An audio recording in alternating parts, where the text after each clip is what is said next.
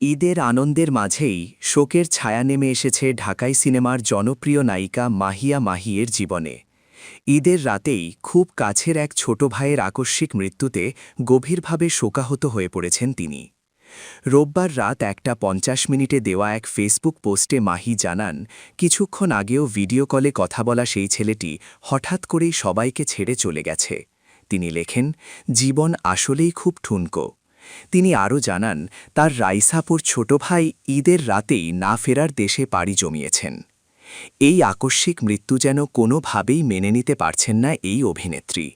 সোমবার বিকেল 5:53 দেওয়া আরেকটি পোস্টে নিজের আতঙ্ক ও অসহায়ত্বের কথা তুলে ধরেন মাহি।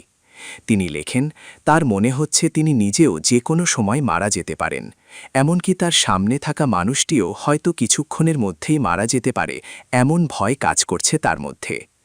মাহি আরও জানান, এত কাছ থেকে মৃত্যুর ঘটনা আগে কখনো দেখেননি।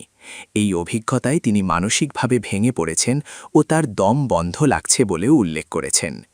তার এই আবেগঘন পোস্টে ভক্তরাও শোক প্রকাশ করছেন ও তাকে শক্ত থাকার পরামর্শ দিচ্ছেন।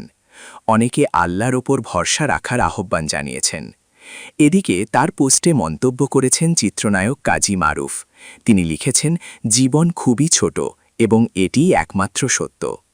এই ঘটনাটি আবারও মনে করিয়ে দিচ্ছে জীবন কতটা অনিশ্চিত এবং যে কোনো মুহূর্তেই সব কিছু বদলে যেতে পারে।